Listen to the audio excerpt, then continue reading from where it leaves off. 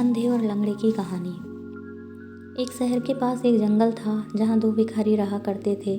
क्योंकि उनके पास रहने के लिए कोई घर नहीं था, इसलिए जंगल को ही उन्होंने अपना घर बना लिया। किसी इंसान के घर के पास रहने पर वो उन्हें वहाँ से हटा देते थे, इसलिए उन्होंने जानवरों के घर यानी जंगल में ही रहना मुनासिब समझा। स्वाभाविक रूप से वे दुश्मन की तरह एक दूसरे को देखते, क्योंकि वे एक ही पेशे में जो थे और दोनों में एक दूसरे से ज़्यादा भीख जुटाने की प्रतिस्पर्धा होती थी। दोनों भिखारियों में से एक अंधा था और एक लंगड़ा था, और वे हमेशा अपने ग्राहकों को लेकर झगड़ते थे। वे दोनों भिखारी लगातार लड़ते रहते, उन्हें एक दूसरे के कारण भीख मांगने में बड़ा संघर्ष और प्रतिस्पर्धा करनी पड़ती, इसलिए वो दोनों भिखारी सालों से दुश्मन थे। ये दुश्मनी ऐसे ही चलती रहती, लेकिन एक दिन जंगल में आग लग गई। अंधा भिखारी चलने और दौड़ने में पूरी तरह सक्षम था, लेकिन यह उसके लिए खतरनाक था, कारण वह देख नहीं पा रहा था कि वह सही दिशा में जा रहा है या नहीं। लंगड़ा आदमी सब देख तो सकता था, लेकिन अपने आप चल नहीं सकता था। वो आग को तेजी से अपनी तरफ बढ़ते हुए देख रहा था, लेकिन बेबस था, वहाँ से हिल ही नहीं पा रहा था।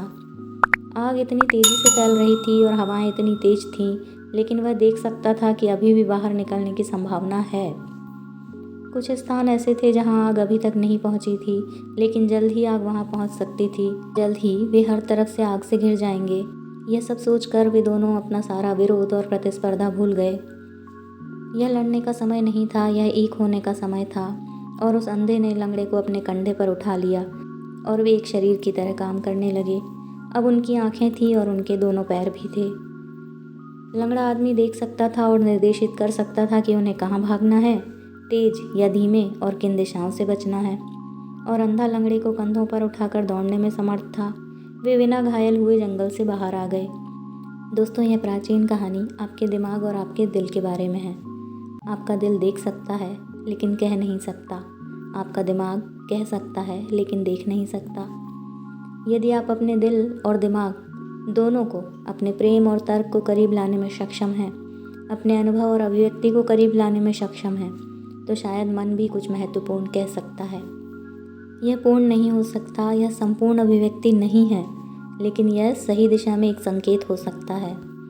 मैं ऐसा नहीं कहती कि दोनों के साथ आने से गलतियां नहीं होंगी, लेकिन उतनी नहीं होंगी जितनी इनके अलग अलग रहते हुए होती हैं।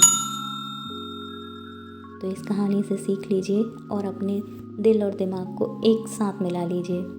जो दिल कहे उसे दिमाग की कसौटी पर परखिए और फिर काम कीजिए। देखिए आप कितने जल्दी सफल होंगे। कहानी पसंद आई तो चैनल को सब्सक्राइब करके जाइए, साथ में बेल बटन को भी ऑन कीजिए ताकि आने वाली कहानियों के नोटिफिकेशन आपको टाइमली मिल जाए। मिलते हैं फिर किसी वीडियो में कल इसी टाइम इसी चैनल पर। तब तक आप अपना ख्याल रखिए।